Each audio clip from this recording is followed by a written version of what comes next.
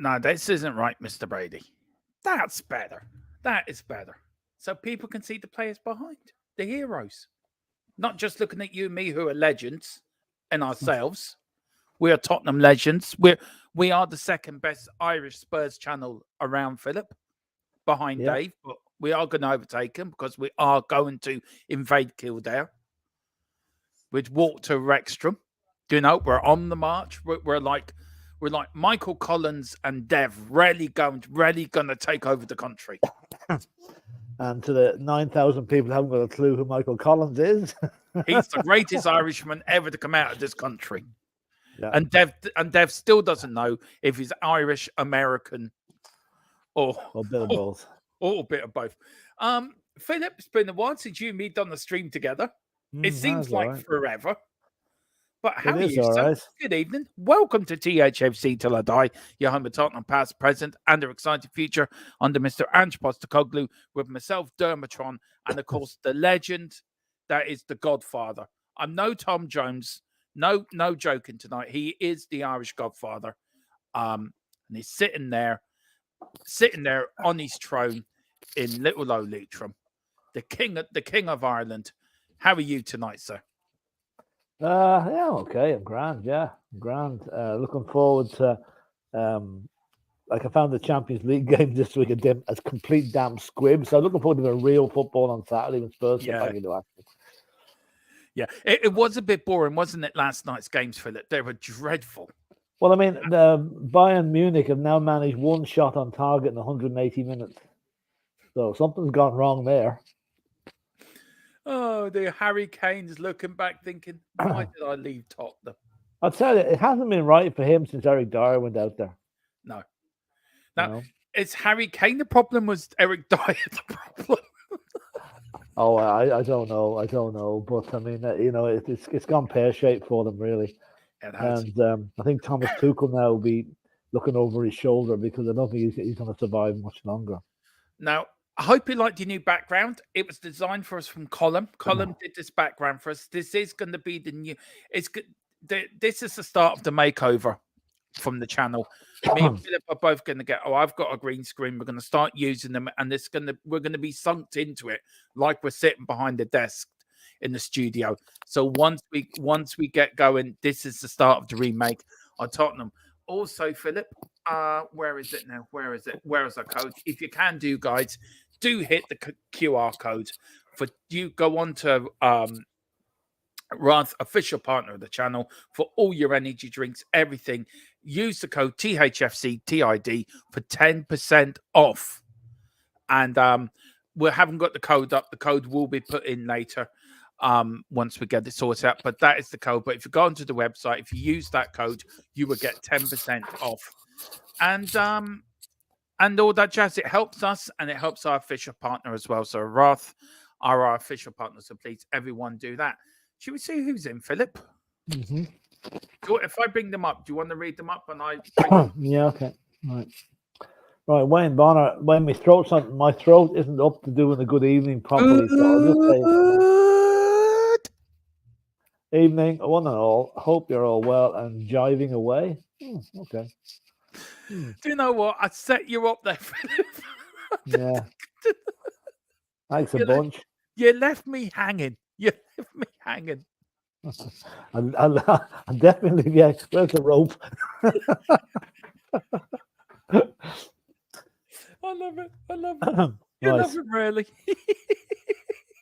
Talking Beer is saying, I love that logo. It's epic. It is, isn't it? It's really, really good. Yeah, it is. It's classic. It is. Hang on. I don't hide it. Don't hide it. No.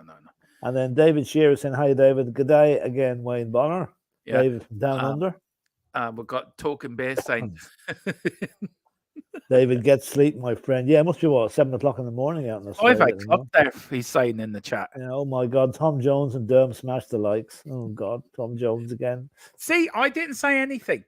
Yes, you did. You said I wasn't Tom Jones. And that's a hint. You've got them all primed up. The minute you mention Tom Jones, that's the way you go. There you go. And Wayne is saying, fancy meeting you here, David Shearer. It's been a while. Yeah. David has also, Philip, gifted one membership as well. Oh, good man, David. And who's getting that? Talking Bear was gifted a membership. Oh, very good. Bear. So thank you, David, for the membership. We've got a lot of stuff coming up on that, haven't we, Philip? We have indeed. We have indeed. Well, once the makeover is further down the road, we'll be announcing everything like that. Yeah. And Stephen Cartwright saying, "Good evening, all. Hope everyone's doing well." Yeah, doing all right now. Yeah. And then we've got we've got Shamu here. Big up Shamu. Oh, Shamu from New Zealand. It's even what time? It's probably 9 o'clock in the morning over there. Take Kimmich from Bayern. Would you, Philip? Would you take? I would take him. Yeah, I think he's a great player. I really would. Yeah, I would. Whether we will or not. Yeah, I don't know. Shamu's asking us, have you tried the drinks yet, Dermo Philip? I'm going to order ours tonight. We get a bundle. We get a free bundle. So I'm ordering our bundle tonight. So, would you try some, Philip? Would you order some? I'd try, yeah. Well, I mean, when I see you running around the studio like a demented, you know what, after taking a sip of that, I know it works, you know. The missus said to me, right, because I'm not supposed to energy drinks because I'm a ticker. She said to me, is there much caffeine in it? Oh, no, it's all caffeine free. Oh, yeah, it is. It is indeed. No, I'd try it. Yeah. If I see you running around the house, that's true. Oh, anyway, this is from David again. 5 a.m. in a sleep in LOL, shift worker for 20 years does that to you. Yeah, you can imagine. And then we've got Nick Clubber and we've got David. It's my spirit animal. Love your cover. Big up. It's 10 to 10. 10 past 10 in the morning. 10. God, 13 hours ahead of us. My God. Yeah. Nice. And David saying, yeah, but then Bayern wants Eric Dyer at the back. Wants to fire Eric Dyer. Now, well, Eric Dyer's contract's up in June, so he won't be coming back to us. No, he won't be. I don't think so. And then adds lead to your... Yeah, there you go. Puts hairs in your chest, apparently, Philip. Yeah, apparently so. Yeah. Apparently, I'm going bald, so it might put hair on my head. Okay, fair enough. I am. I'm losing hair here, Philip. I'm going bald here. No, is it? Yeah, there you go. Now, Mr. Brady. Is that all the comment? Tonight, that's all in the chat. We'll bring your chat up. Philip, now, tonight is I've Got the Hump. You know I've got the hump. Have you seen a doctor? Yeah, I have, yeah. Okay. He says, come back when you've got 2 camels. I've got the hump with Conte, and by what he said, Philip. Yeah. Now, we heard his comments. This is the comment now he made, and this has really got me peed off. He said, at the end of the final game against Norwich, I called my staff and said, pay attention. Don't be used to celebrating the Champions League place. I was very clear. I said we did the maximum from 9th to 4th place with all the problems we faced was a miracle. But we didn't celebrate it like it was a miracle because I'm used to winning. What do you think? Is that a dig at? Is that a dig at Tottenham? And really, the question I had here, Philip, for it really was, you know, where did I put it? Yeah. Do you think Spurs fans take Conte's comments with a pinch of salt? Because I do. No, I'm not so sure. Conte's other comments that he made yesterday or the other day there about his time at Tottenham, I think he meant them. I think he really meant them. This thing about getting from 9th to 4th, and we all celebrated that. We thought it was great, but to him, that was only a stepping stone. He's used to win. It was a slap at Spurs that we accepted coming 4th as being successful, whereas he wants trophies. And that was the difference between him and us, I think, at that stage. So, yeah, I don't think we take it. I think most Spurs fans at the minute would spit on Conte's grave, to be honest with you.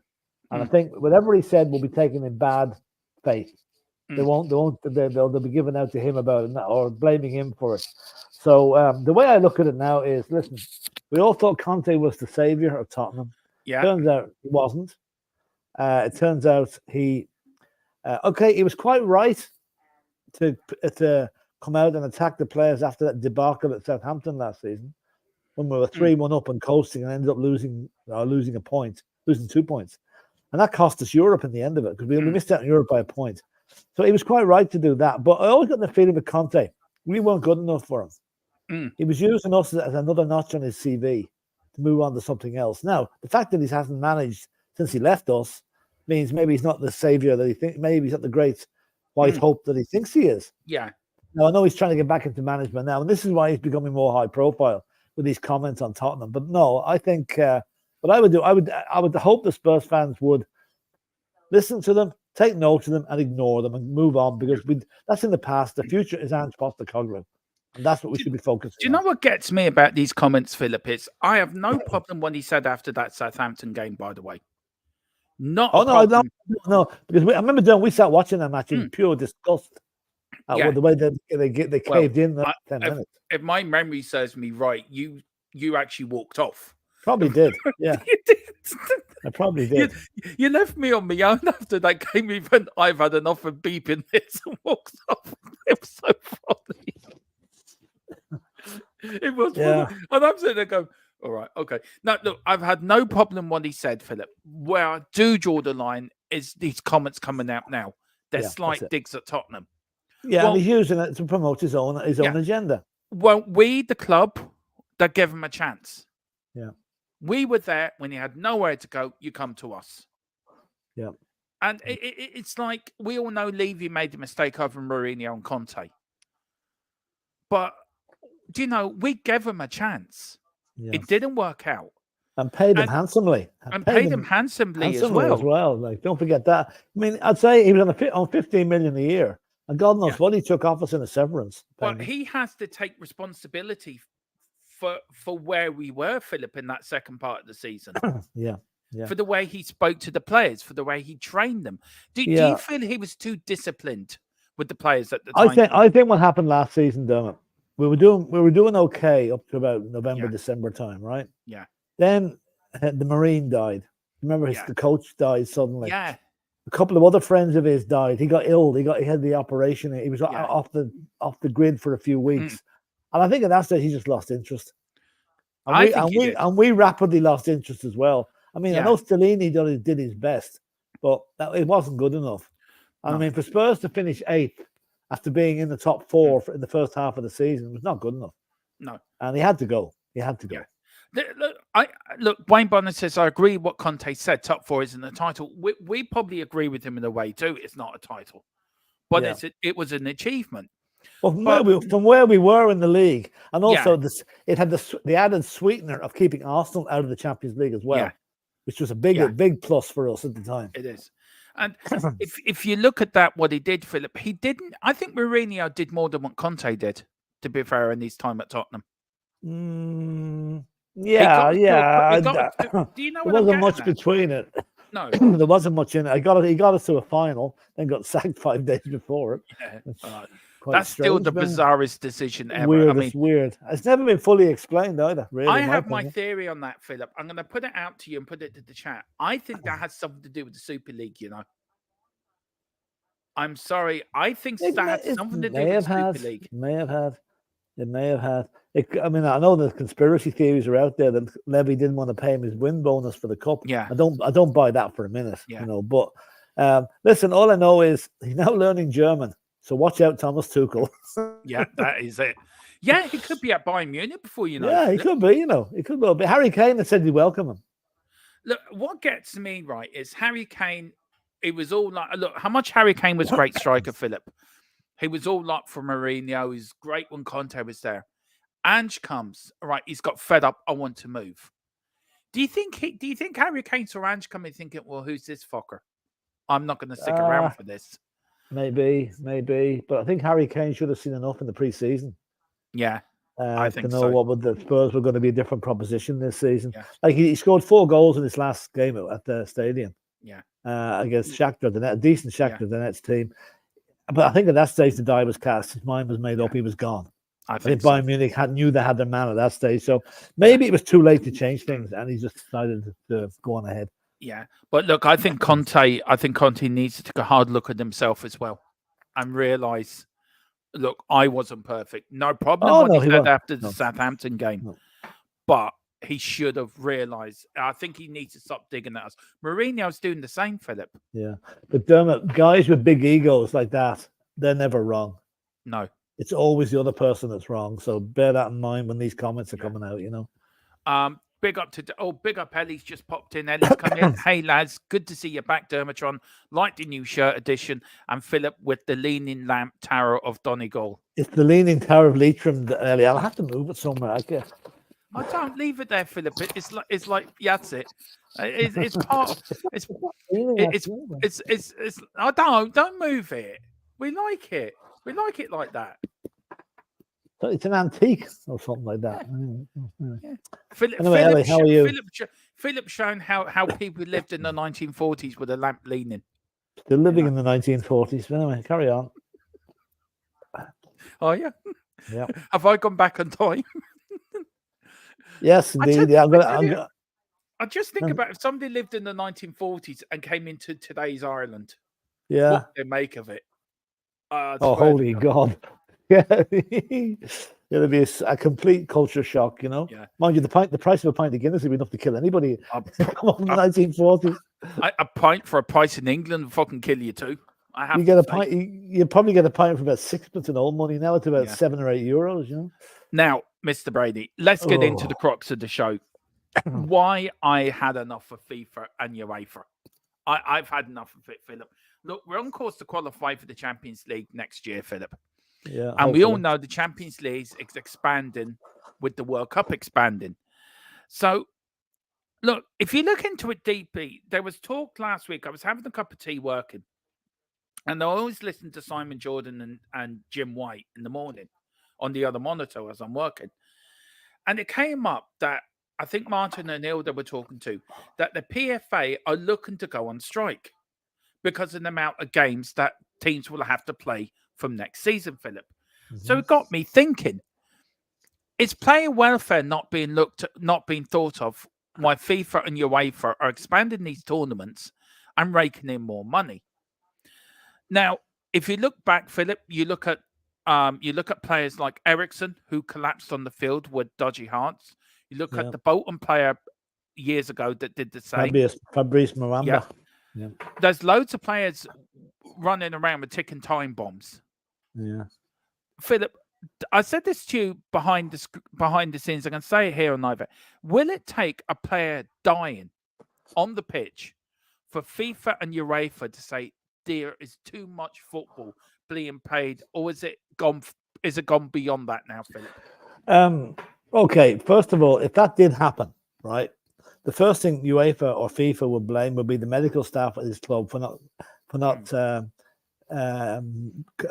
diagnosing the problem, whatever it was. Right now, if you look at the extra games in the Champions League that we're going to continue on with now in a few minutes,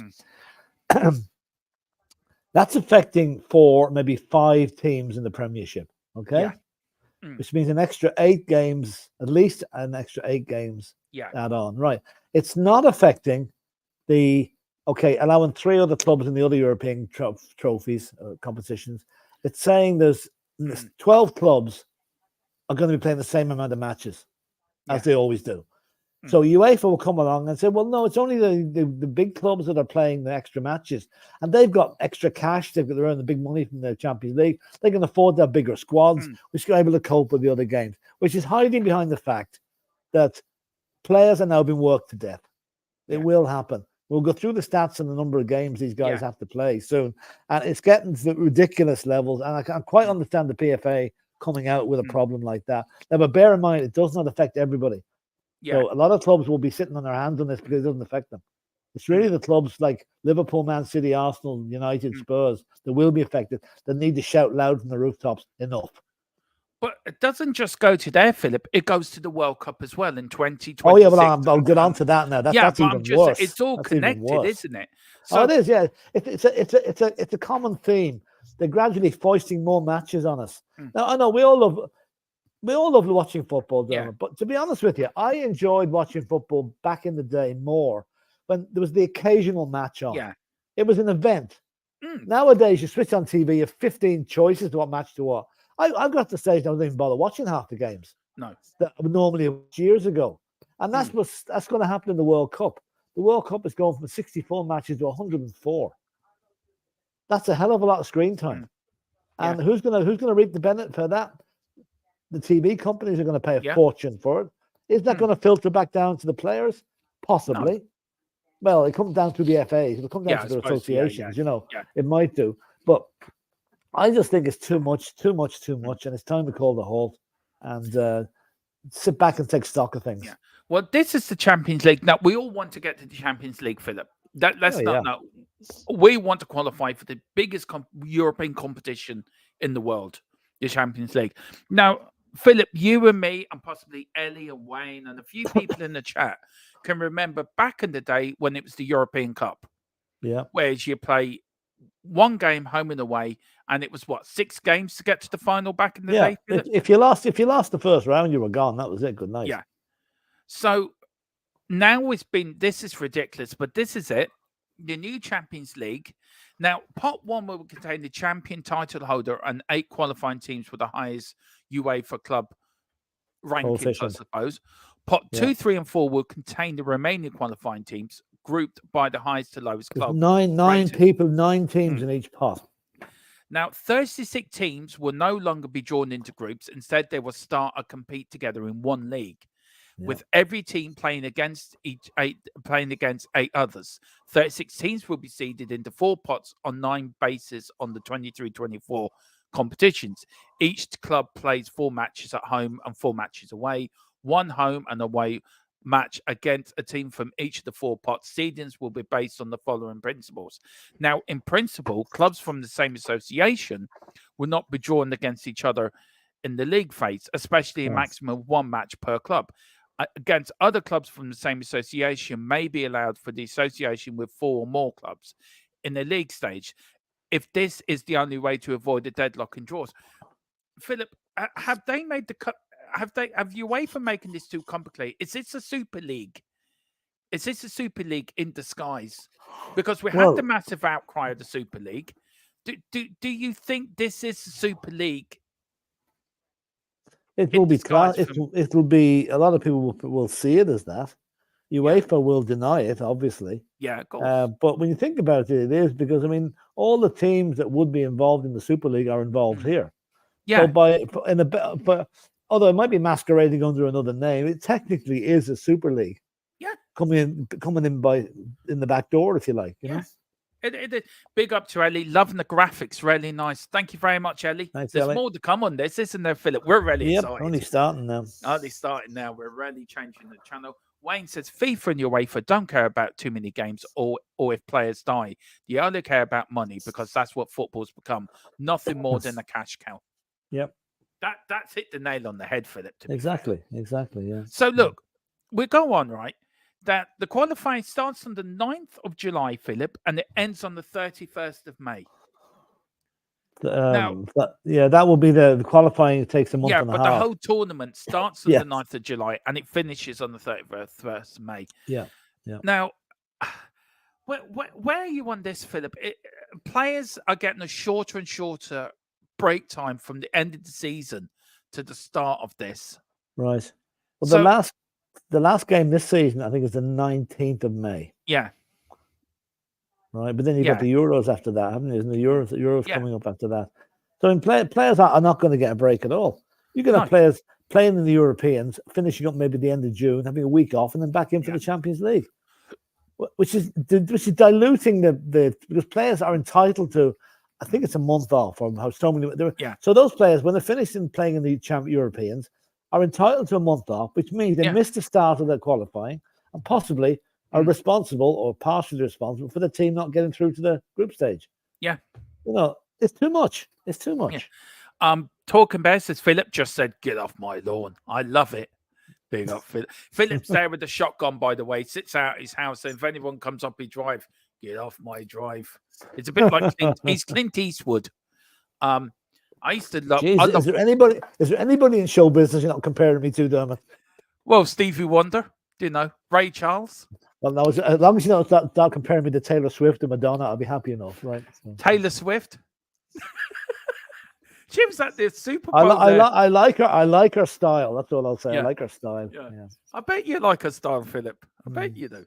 Yeah. Madonna's a bit old in the tooth now. I wouldn't compare you to Madonna now, to be fair. I wouldn't recognize a Taylor Swift song if it bit me in the ass, but I like the way she portrays herself. Yeah. Look, big up to Kim62. Had the pleasure of meeting this lady at Tottenham, Philip. Absolutely lovely lady to me. Absolute and diamond, rare she is.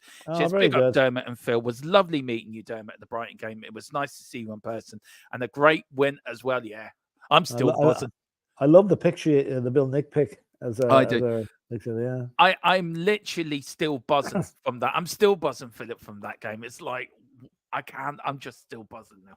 Yeah. You are right. Do you ever remember that? Do you ever anyone see the Mary Poppins film? Yeah. When they start floating up to the ceiling, Yeah. and they can't. That was Dermot after the Brighton game. I'm still Took up him a there. week to get him down. Yeah. You were right when you said yesterday. I fell back in love with Tottenham again. You were bang on with that, Philip. I have. Yeah. Yeah. You were bang on. A lot of us have. A lot of us have.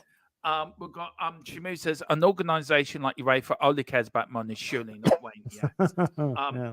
Ellie saying Hoddle and Højbjerg have one thing in common: the names begin with H.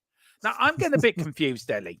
Right, I'm getting a little bit confused. Did you get divorced from Ellie? No, she's gone back to Højbjerg now. Are you? Has she? Oh, right, okay, Are you Ellie Bentancur, just the girl who loves Spurs, or you Ellie Højbjerg, just the girl who loves Spurs? I'm a bit confused. Sounds like an open relationship. She's Ellie Højbjerg Bentancur. Well, maybe it is. Maybe it is. Maybe she's two-timing him. No, anyway. maybe. Yeah. Ellie, we're only joking. Joking. We are joking, Ellie. Don't. She'll probably send round the Greek IRA or something. Oh, sorry, God. I shouldn't have said that. I will recrap that. The Greek Secret Service. Yeah. Yeah. Ellie knows what I'm on. I had a lovely pleasure of meeting Ellie for 5 minutes as well. It was great to see her over there as well. That's good. That's good. And the next time I'm over there, Ellie, me and Philip will hopefully be over there at the end of the season. Hopefully. We'll do. We're having our day out. That's our end of season trip. We're having our office party at the last game of the season, hopefully. I'm going to take you on the go-karting, Philip. What? I've got a voucher for the go-karting, so I might as well use it with you and me there. They'll put you on the skywalk then. Thank you so much, Philip. You're very kind. Anytime. I've fixed my fear of flying, by the way. Oh, good. So, the watch. Well, I mean, Aer Lingus do land quite close to the runway anyway. So they do, yeah. So, big up there. Right. So this is the matches, Philip. Now, this is the bit. It ends in January. Then the knockout playoff rounds between the 11th and the 12th and the 18th and 19th. Yeah.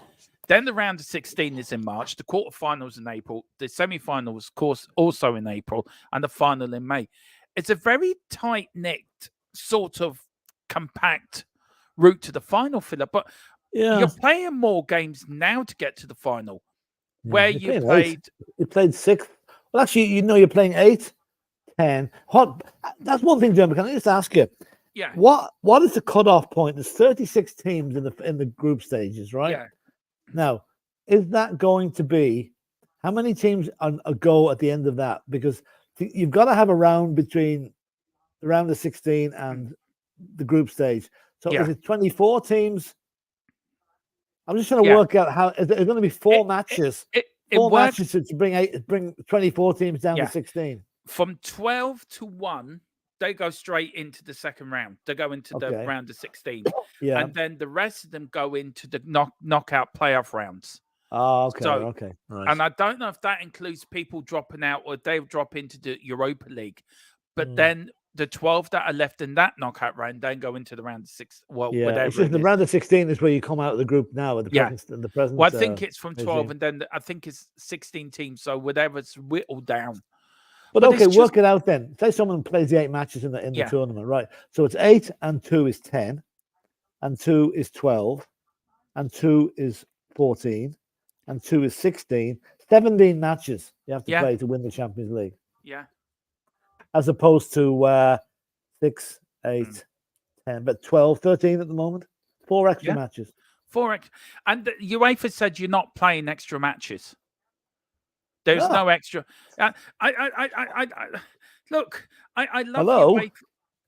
They said they turned around, Philip, and said there was no extra matches. Like FIFA saying there's no extra matches in the World Cup when it's reorganized. Oh, for God's sake! I mean, did they think we're stupid or something? Seriously, Dermot, I'm beginning to worry.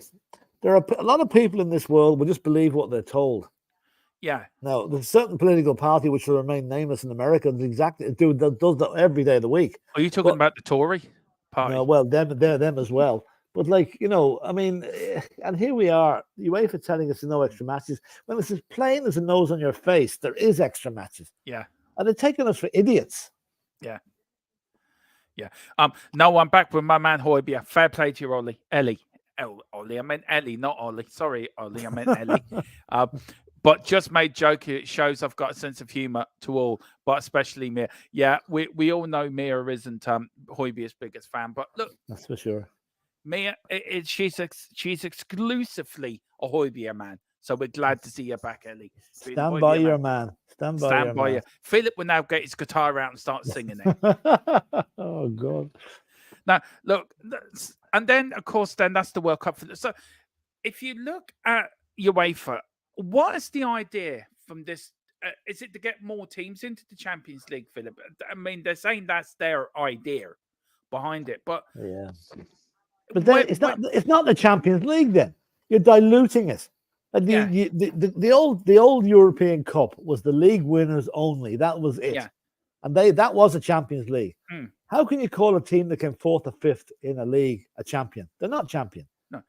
See, right now, back in the day, wasn't it? The champions went in the Champions League. Yeah. The top 4 went into the UEFA Cup, and the winners of the FA Cup went into the Cup Winners' Cup. Yeah, that's it. Yeah, that was it. It was simple.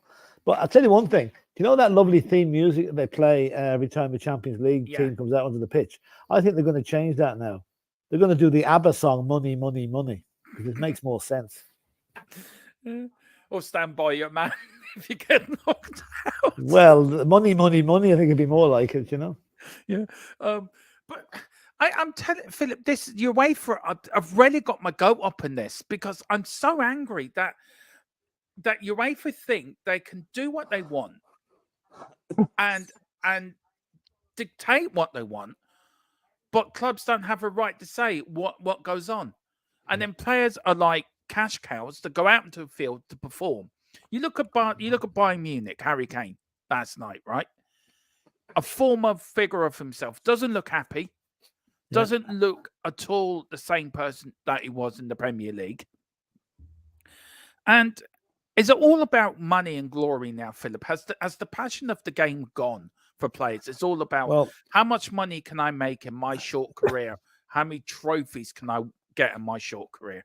When you think back, the Jimmy Greaves, one of the greatest strikers ever to play the game, never earned more than 100 quid a week. Yeah. That puts it into perspective. Yeah. You have every little toe rag here that thinks he's a great footballer earning 25,000, 30,000 a week, and that's the lower paid end of it. Yeah.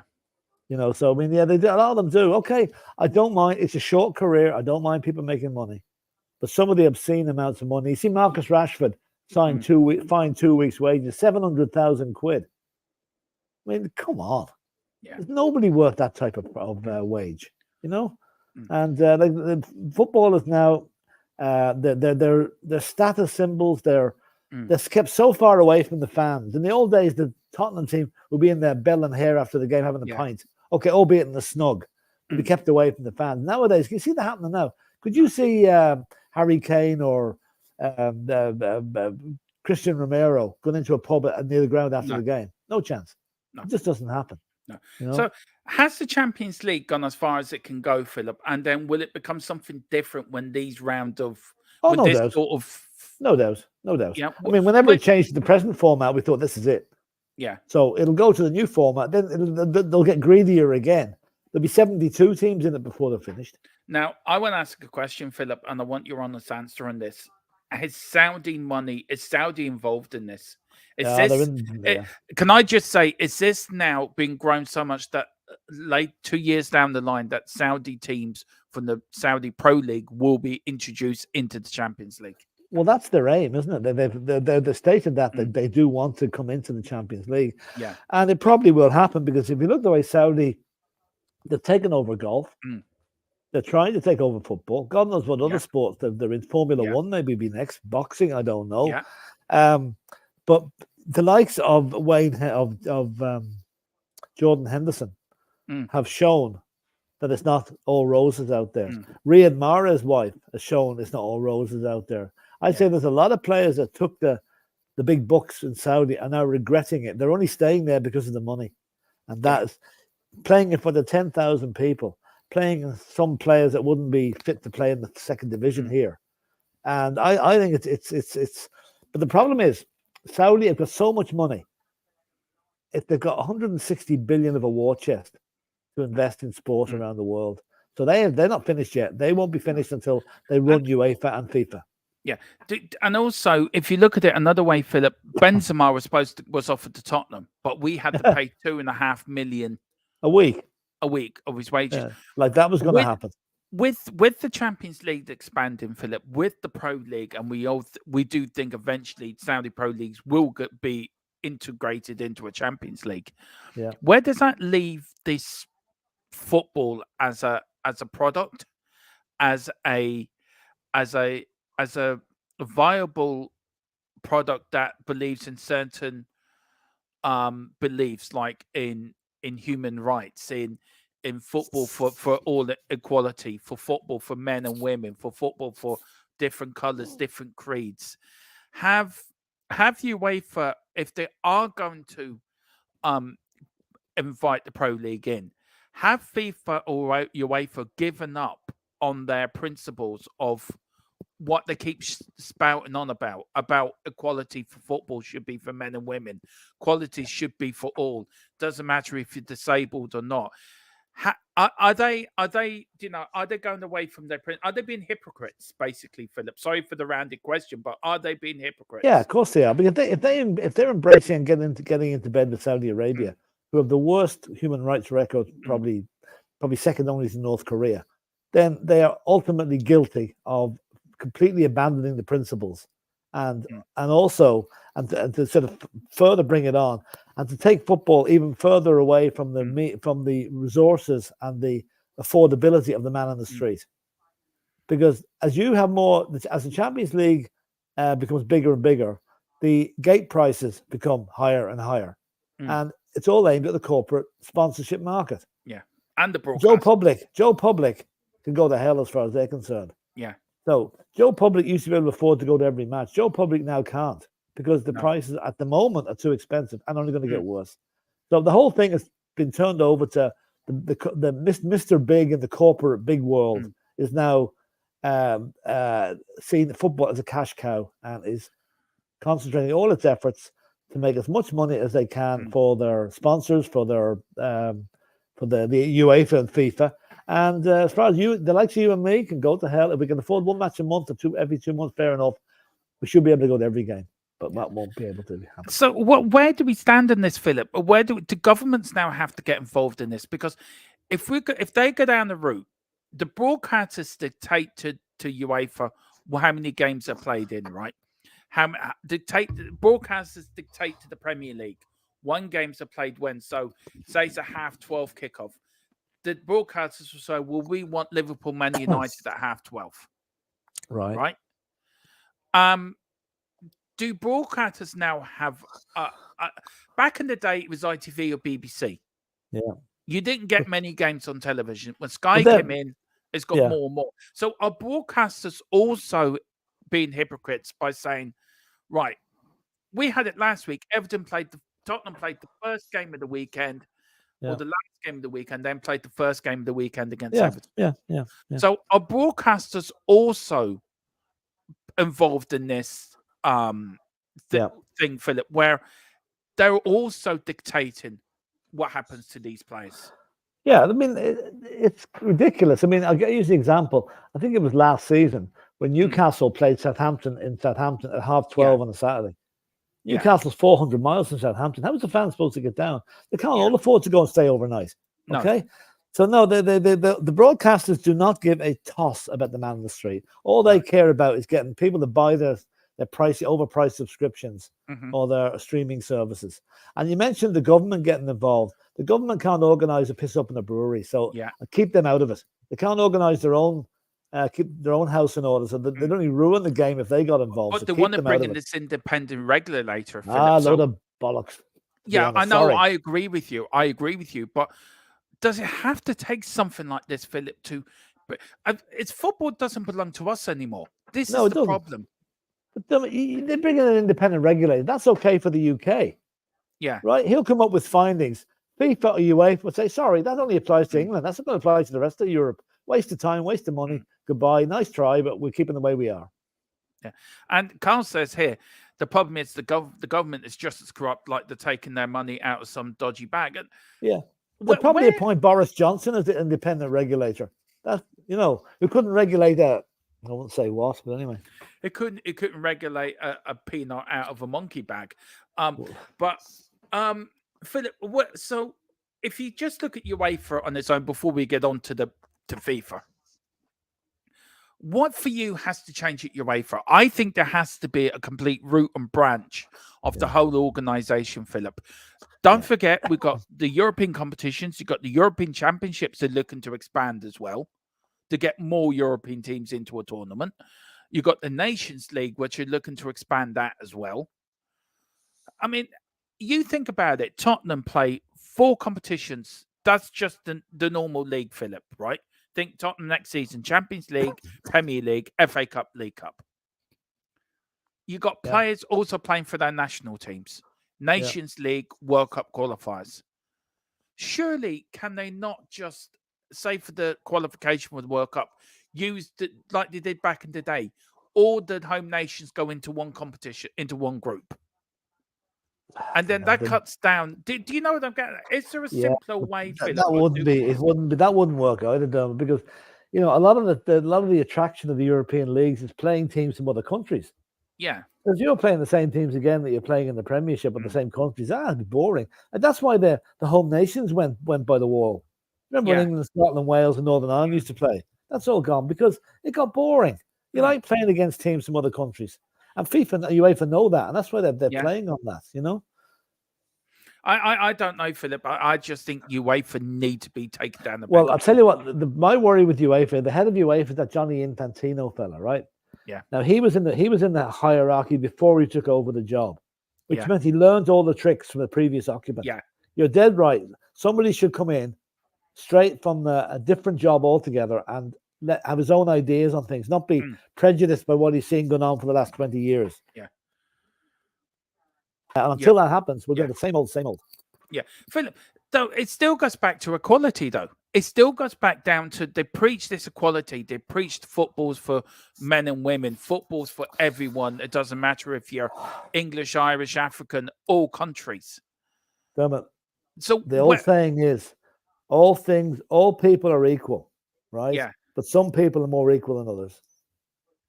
That's the way it works. There's always going to be them and us. Yeah. So if you're looking at UEFA, then before we move on to FIFA and the World Cup, which I think is the biggest load of bullshit going, by the way, and what they're doing to the World Cup. It's not a World Cup for me anymore, by the way, but that's just my own opinion. Where do you see the likes of the Champions League, Philip, and the European competition, say, in the next 10 years?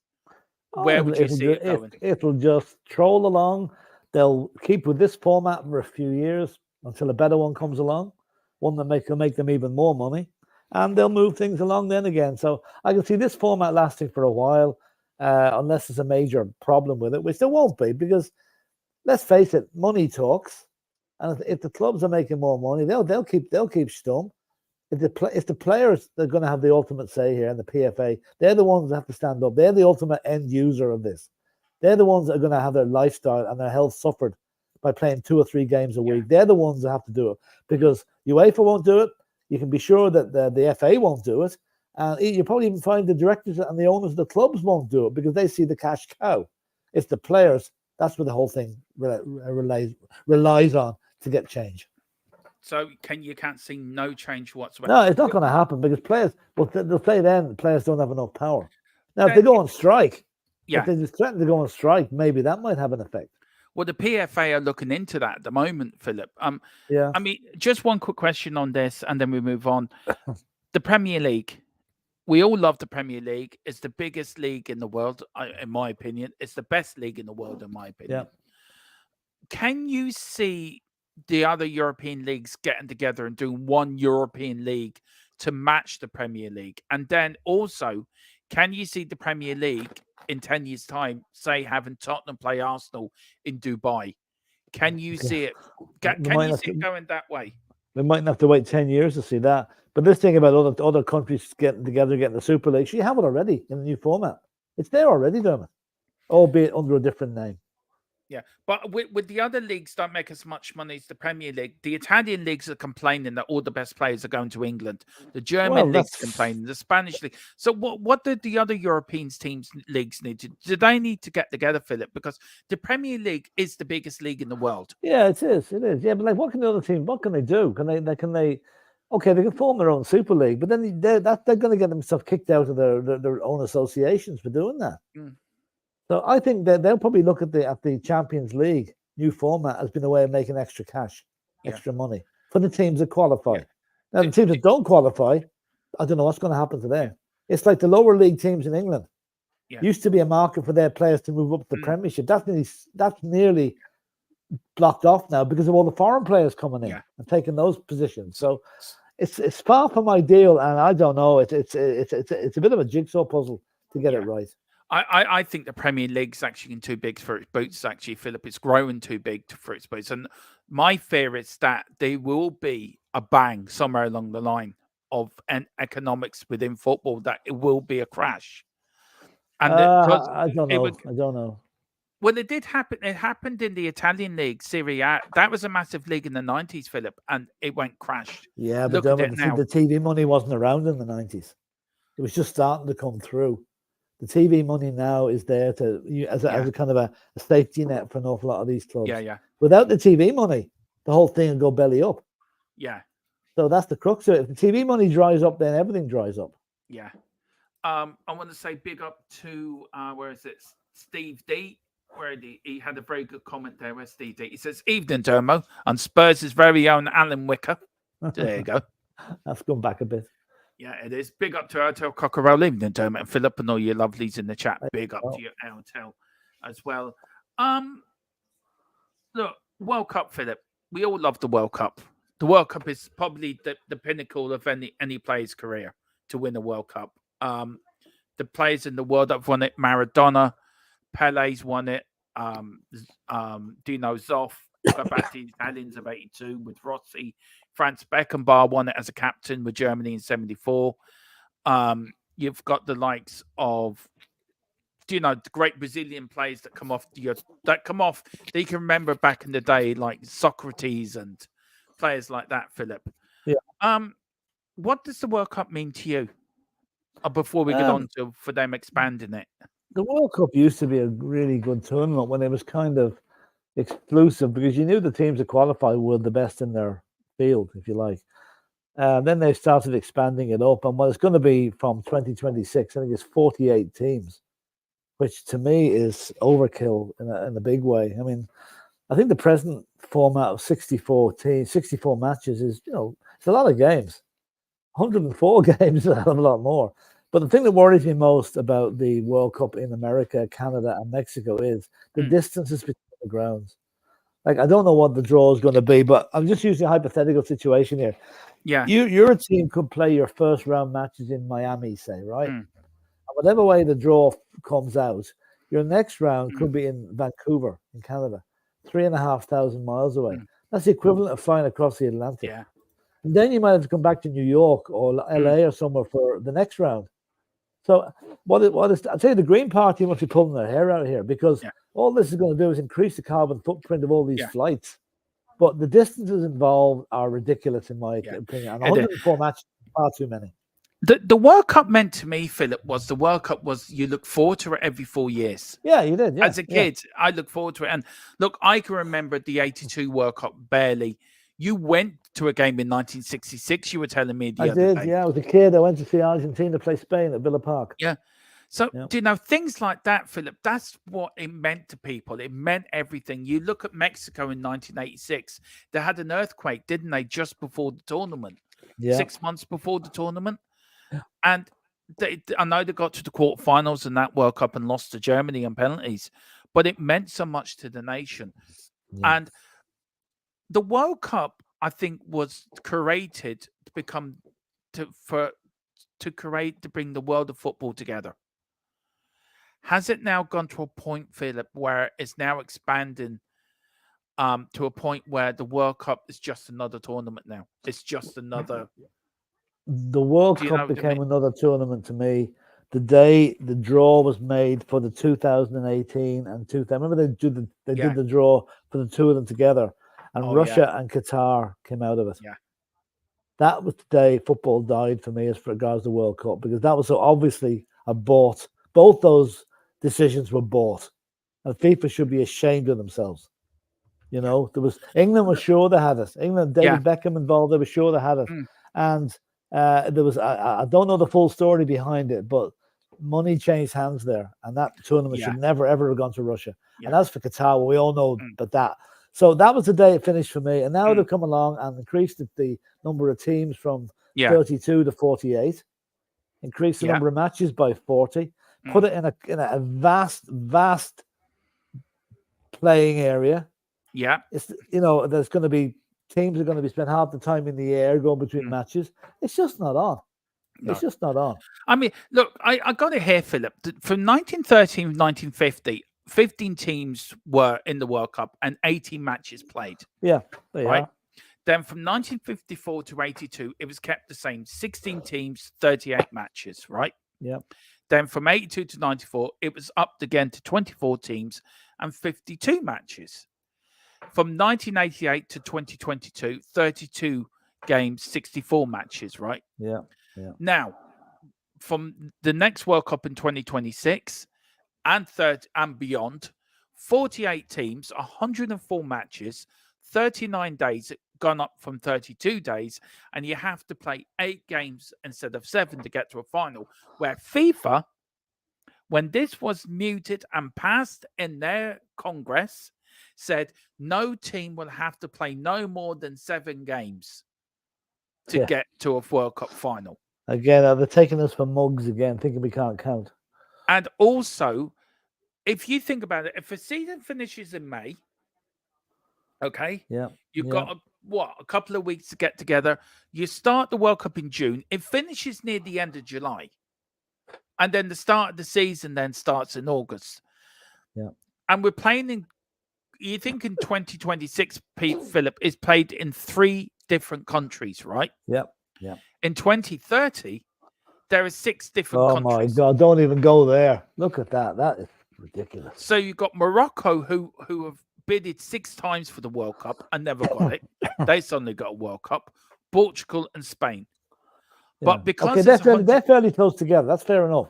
There's no great distance between any of those countries. Now you got to, because it's 100-year anniversary from the first World Cup in 1930. They thought, I tell you what, let's give South America a bit of a taste of this as well. Let's ask Argentina, Paraguay, and Uruguay to get joined in. Uruguay was the first nation to host a World Cup. Yeah. So if you look at the 2030 World Cup, Philip, where does it start? Where does it finish? Have England got to travel from Spain to Uruguay to play them in the World Cup? And also in the European Championships this summer, England have to take a 6-hour bus ride to one of their games against Denmark.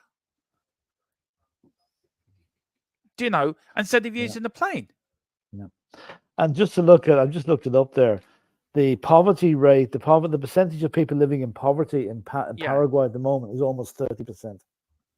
So you go into a country that can't afford to hold the World Cup. Yeah. So they're spending money on stadium they should be spending on their people. So where are we going with this then, Philip? Where are we heading towards this? Sorry. We're going to, that's ridiculous. I'm sorry. I mean, bad enough having 3 countries holding the World Cup, but 6. I know 3 of them are fairly close together, and the South Americans aren't exactly that far apart either. But I just think it's far too adventurous. It's far too much radical. And what they should have done was told Uruguay, listen, you can have it for 2030. It's 100th anniversary. The logical thing to do. But no, they don't. So you've got teams playing their qualifying games in Europe, having to transfer over to America for the South America for the latter stages of the tournament. Yeah. And then where's the final? Where's the final going to be? Yeah, exactly. Nobody knows, Philip. Because someone got to go back over. Is the final going to be in Europe or in South America? Yeah. Nobody knows. That's that should be worked out. In the next World Cup, Finn, the World Cup starts in Mexico and it ends in, I think, it starts in the Mexico City the first game, and it ends up in America, I think in New Jersey. I'm not sure. They did choose it the other day where the matches so were. where did you say the first game was In Mexico. Okay, well, Mexico to New York is depending Mexico. on the, yeah, but if it's the west, if it's the Pacific side of Mexico, that is 3,000 miles from New York at least. And then there's games in Canada as well to be played. Yeah, I know. So I just love to see the logistics. Okay, it will not be fully pictured until the teams qualify for it. Yeah. Then you're going to see who's got to travel the furthest and who's got to do this. When the draw's made. Look, I'm dismayed by this, right? I am actually, but where's the question? With the World Cup expanding, is this going to be too much for players? You're playing a full season, right, Philip? Of what, 70 plus games a season? Yeah, right? 60 anyway. Yeah. Okay.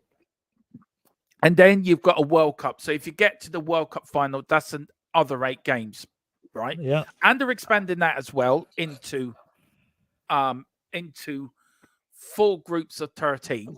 So now you've got a round of 32 instead of going from the group game into a round of 16. So you've got an extra round in there. Yeah. Where's this going, Philip? Where's is this broadcaster saying, right, we want more? And FIFA is saying, okay, give us the money, we'll give you as much as you want.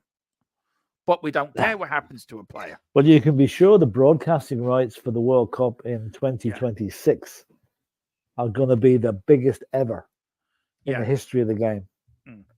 Because if you even look at the Super Bowl last weekend, look at the revenue. $7 million for a 30-second ad during the Super Bowl. What's it going to be like during the World Cup final? Yeah. So, there's somebody going to make an awful lot of money from the World Cup. Apparently it ends in Vegas. That doesn't surprise me. Oh my God.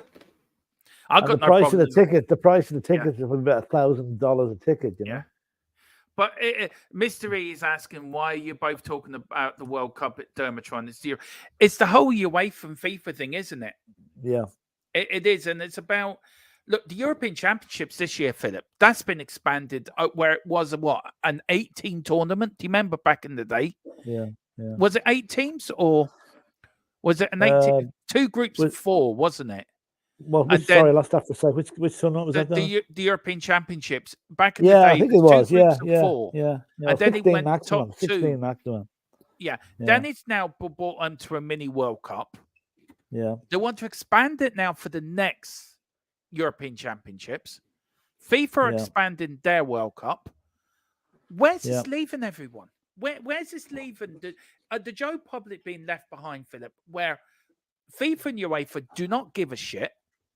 We don't care, and we have to fork out more money where living standards are hard, Philip. Yeah, there's a where people can't afford to pay electricity, food for your car, for your bills of your house. We've got England going into a recession, are now in recession. Yeah. Where's this ever going to end, Philip? I'm swear to God, right? I think football needs to go bust for it to go back to its roots, and I'm very serious about that. I don't think that might be the solution. It's not going to happen. I don't think anytime soon. Yeah. But can I just bring? I'm going to bring a comment that Talking Beers. Yeah, of course you can, Philip. Yeah. But I'll just read that one there first. Not sure about the other South American countries. Other than Colombia has been battered for so long with government versus drug lords, civil cartels, which relocated to Mexico. That was the country. Yeah. Now, I was in Colombia last year now, and I must say I was pleasantly surprised with it.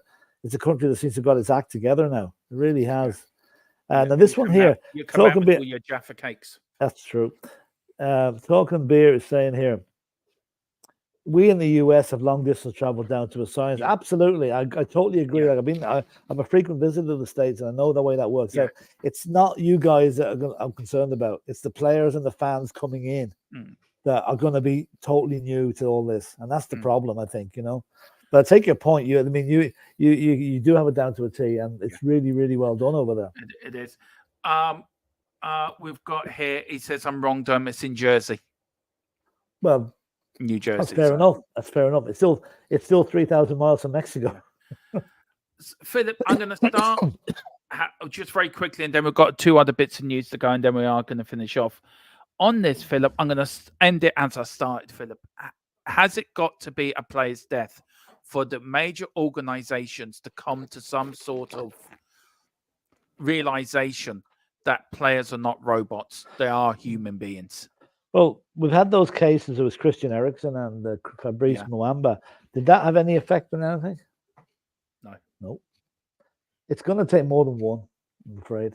Can you see it happening, Philip? I'm being honest. Oh, now. I This can is see it honest happening. question. Yeah, I can. I can see it happening, certainly. But you'll find that UEFA will probably blame the club involved for not monitoring the guy's health. That's what will happen. They're not going to accept responsibility for it. I think it's a discussion, Philip, we will have in the future, by the way. Because well, it's just worth bringing that. What's going to happen? It's going to happen. Like, look at what happened to Lockyer, the Luton captain. It's happened twice to him this year. Yeah. Not only once, it's happened twice. Now, I don't know whether he'll ever play again. No, but I don't think he is. I think he's. I think he's probably retired. But I mean, there was very little. There was no outcry to cut back the number of matches because of that. No. So is it going to happen? If anything, it'll take maybe a big name international player to go down. Then maybe there might be something. But I wouldn't hold my breath. Does the Premier League need to decrease the league down to 18 teams, Philip, do you think? Oh, I've heard that has been suggested. I think that would be detrimental, to be honest with you. I know it would mean four less matches, right? But I think the Premier League is just right the way it is at the minute with 20 teams. I think so. Just another bit. Philip did mention it earlier, guys. But just on a bit of breaking news that we got yesterday now. We're waiting for confirmation on this, but I have been told, we've been told, but there will be a confirmation of this, that Tottenham, Everton, and Nottingham Forest looked set to receive a points deduction. I'm going to put this across the bottom of the screen, by the way, for you guys. Coming in the weeks of breaches of FFP. Now, Tottenham are not in the FFP bracket, by the way. This is second lot of points taken off Everton. However, Spurs could be looking at 10 points deduction for the Jermaine Defoe transfer, which happened over 15, 18 years ago now, when Tottenham used an unlicensed agent, Mitchell Thomas. Harry Redknapp and Daniel Levy both knew about this. The FA did investigate it at the time and nothing was found, but new information has now come up where now the club are in trouble. Philip, the Tottenham will appeal this when this is announced. No doubt. We'll win the appeal as well, because the fact that it was found no case to answer the first time around, it doesn't matter what new evidence has come up. The fact they've waited 15 years to do this smacks to me of it's only Tottenham, let's have a go at them. Yeah. But we will appeal it and we will get off. Now, more worrying is Everton and Forest. Aston Villa also are in that bracket, looking to have points deductions as well, Philip. Yeah. I think Newcastle, I'm not 100%, but Chelsea are now also still being investigated. Their punishment will be larger than the 10 points for Everton and Forest. Philip, very quickly, and we will talk more about this tomorrow on Newsbeat and probably over the weekend, but are Everton and Forest down now? Do you think if they get these 10 points deductions plus Everton's appeal, if they're not successful, are you looking at only one place left to go down? Looks like it will be relegated. Looks like it. But what I want to know is why Manchester City still sitting around. They should be biting their nails at this stage. Now maybe they are, but I think it's very tough on Everton and Forest. Really, they're nailing them time after time. Whereas Manchester City can put two fingers up to everybody and get away with it up to now. Now they won't get away with it in the long run, but they're getting away with it up to now. Is it a case that we've had enough now? As I named the show, I've had enough of FIFA and UEFA. Is it a case we've had enough of the Premier League? It's run? Until somebody gets their act together and does what they're supposed to be doing with Man City, yes. But can you see Everton winning their appeal? I don't think they will, Philip. They might win one of them, but they won't win both appeals. They might get 10 points back, but 10 points, they could still be enough to send them down. How many points do you think Chelsea should be charged, Philip, for what they've done? 20. Is that you being serious, not joking around? Seriously, 20, yeah. But both those pale and insignificant. Manchester City should be docked about, I won't even say the figure, but they should be docked enough to put them down several divisions. Yeah, have you, look, you've seen a lot of football over the years, Philip, over the decades, and you've seen teams can win stuff and teams go up and down, Liverpool being dominant, Man City, Man United. Do you feel the Man City dominance is a bit more artificial than to say the dominance of Man United back in the day and Liverpool? This is the last question, then we're finishing off, Philip. Yeah. So do you think it's a bit more artificial than the other teams that have that have won things over the decades. Yeah, you'd have to say that anything City have won over the last few years is going to look tainted once the ban or their fine or their whatever points deduction is actually implemented. Yeah, it will be tainted, and you're going to find, like, to me, it happened at Rangers in Scotland. Rangers were the second biggest team in Scotland. Why they were made an example of, but they weren't given any special treatment. So the same thing should be meted out to Manchester City, regardless of how successful they are. Yeah. I'm sorry if you can hear any noise in the background. I do apologize. If you heard anything you shouldn't have heard. So I do apologize about that. Philip, look, that's the end of it. It's been an interesting show. Yeah, very good. I've enjoyed it. It's the first of a new show, isn't it? It's the football debate. Me and Philip. A rant. A rant, but it's more about football in general, isn't it? Yeah. I mean, anything can come up in this discussion. VAR. You know, don't start VAR. me. Referees. Don't start me. Yeah, referee. Yeah. Philip, what we've got coming up next few days? We've got a few shows coming up as well, haven't we? Oh, what we got? A news round tomorrow, and then the team prediction for the members for the game on Saturday, and a watch along on Saturday, and after that, my mind's gone blank. I don't know. Are we doing a show tomorrow night? Is there any rugby this weekend that we might be covering? No. The rugby's not on for another week. I don't think. Next week. We might stick in the podcast. The Cockerel Clock podcast hasn't. I'll let you know how I'm fixed. Yeah, but look, we there will be watch-alongs. Man United, Luton, we're doing the watch-along to that as well. Well, the guys at Full Time Sports Network are doing that. But I'm going to join Colin for that as well, so that should be fun. And then, of course, we're building up now, Philip, to the game on Saturday. So we've got that coming. We've got loads of shows coming up. But I'm back now properly now, guys. I'm back now. Properly. I'll be back. Down Schwarzenegger. I'll be back. Philip, thank you so much for tonight. Really appreciate your news help. Whatever you do enjoy the rest of your evening, guys. Please hit the like button and subscription button. And come on, you Spurs. In Big Ange, we trust. Absolutely.